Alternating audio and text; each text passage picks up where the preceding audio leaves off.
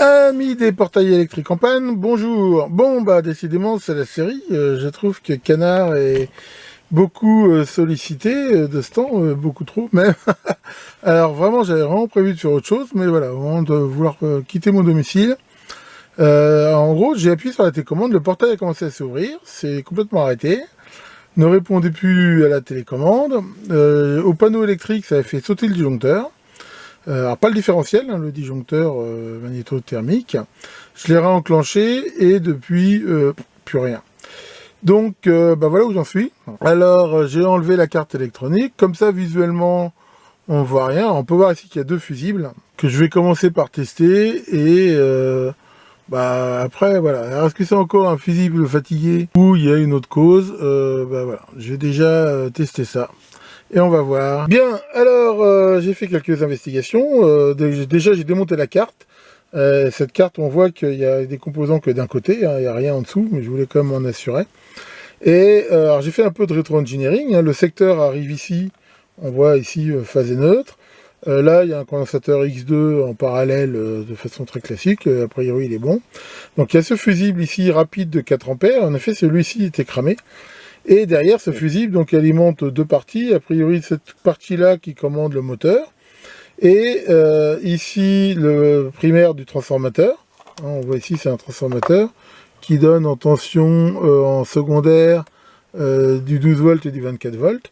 Et derrière, il y a ce fusible-là qui protège. Alors lui, il était bon, il n'est pas cramé. Et je dirais comme ça, a priori, quand même, ce qu'on peut voir, c'est que comme ça, visuellement, on voit rien. J'ai testé ici les résistances fusibles. Elles sont bonnes toutes les deux.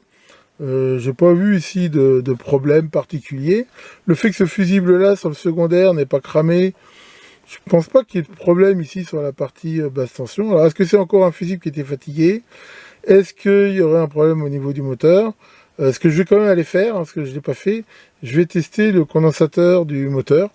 Le condensateur de démarrage, des fois qu'il aurait un petit problème. Parce que sinon, comme ça, je vois rien de spécial. Et ben, j'ai tout remonté. A priori, donc, j'ai rien revu. Donc, bah, on va tout de suite voir si c'était encore une fois de façon bizarre qu'un fusible ou si c'est pire que ça. Donc voilà la télécommande. Attention les yeux. Je mets en route. Jusqu'ici. Tout a l'air de bien se passer. On va le laisser s'ouvrir complètement.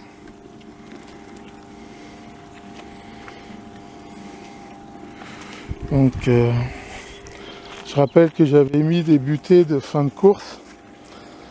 Que j'avais aussi... je crois que j'avais déjà montré ça dans une vidéo là. Voilà, on peut les voir ici. Butées qui étaient meilleures parce que les trucs magnétiques qu'ils avaient mis, à l'origine, c'était pas ce qu'on fait de mieux. Enfin, du moins, ça marche peut-être bien, mais moi, ça marchait pas terrible. Donc là, j'avais mis des vrais micro-switch. Donc là, tout a l'air de bien fonctionner. Il se referme correctement, manifestement.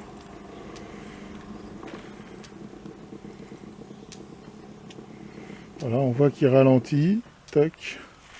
Bon. Et ben, on va dire encore une victoire de Canard.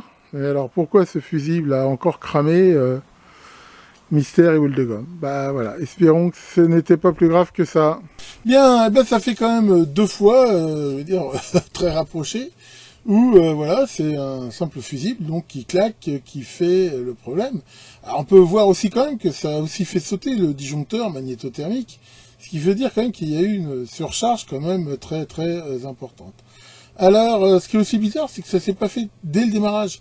C'est-à-dire que quand ça a cramé, le moteur a commencé à tourner, et c'est pendant qu'il tournait que je dirais que le truc a cramé. Alors c'est assez bizarre, parce que si ça avait été quelque chose purement au démarrage, voilà, ça pourrait s'expliquer. À vrai dire, j'ai pas d'explication à ça. Quand j'ai débrayé le système, j'ai pas vu de point dur, enfin de trucs qui auraient expliqué une surcharge. Alors honnêtement, voilà, j'ai pas vraiment d'explication. Alors il y a quand même une piste, c'est que, comme j'ai déjà dit, chez moi, la tension secteur est très élevée. Je viens de la mesurer, pour info, elle est de 244 volts. ce qui est quand même bien au-dessus des 230 volts réglementaires. Alors je sais qu'il y a de la marge, et la raison pour laquelle chez moi la tension est élevée comme ça, c'est que il se trouve que en gros j'ai un transformateur moyenne tension, on va dire pour moi tout seul, qui arrive très très près de chez moi, et je suis tout seul dessus, ce qui fait que ces trucs-là ils sont quand même calculés normalement pour avoir un petit peu de la charge et de la perte, hein, enfin je veux dire, enfin quelque part, ce qui fait que voilà, j'ai comme souvent des tensions très élevées. Alors, même si ça reste, on va dire, dans les normes acceptables, je crois que le secteur, ça peut aller jusqu'à plus ou moins 10%, je crois. Enfin, moi, j'ai plus les chiffres en tête. Enfin voilà, je suis vraiment en haut du truc. Et alors c'est peut-être ça qui fait que le fusible était un petit peu bizarre. Maintenant, c'est quand même assez bizarre dans le sens où ça a aussi fait sauter quand même le disjoncteur magnétothermique. Alors ça, c'est assez... enfin, j'ai pas trop d'explications. Enfin bon, si c'était que ça, on va dire, je m'en sors plutôt bien. L'avenir nous dira si ce truc-là répète ou pas, et dans ce cas-là, il faudra sans doute que j'investigue un petit peu plus. Pour info, c'est le deuxième portail, la deuxième autorisation de cette marque, la Europe Automatisme, qui j'en avais déjà un que j'ai eu pendant de très très nombreuses années, et qui veut dire une durée de vie qui me paraît correcte. Et ce qui est bien, c'est que justement j'avais retrouvé exactement le même modèle d'un point de vue dimension et mécanique, ce qui fait que voilà, j'ai pu juste changer le bloc moteur sans avoir à changer de crémaillère ni rien du tout. Et ce que j'avais trouvé plutôt bien. Enfin donc voilà pour ça. Espérons qu'on va laisser un petit peu Canard tranquille, hein, parce que je rappelle que je sais que les gens aiment bien mes vidéos de réparation, mais encore une fois, moi s'il y a un truc que je n'aime pas, c'est bien ça. Tiens Maurice, qu'est-ce que tu dis? Si ça se trouve, c'est fait exprès, cette coupure pour pas consommer d'électricité. Oh bah pourquoi? Parce que toi, t'as pris déjà les devants. Ah ouais, qu'est-ce que t'as fait pour limiter? T'as résilié ton contrat avec Engie. Ah ouais, et t'es chez qui maintenant? T'es chez Bougie. Bon, c'est une façon de voir. C'est sûr que ça coûtera peut-être moins cher, mais enfin, t'auras peut-être pas les mêmes services.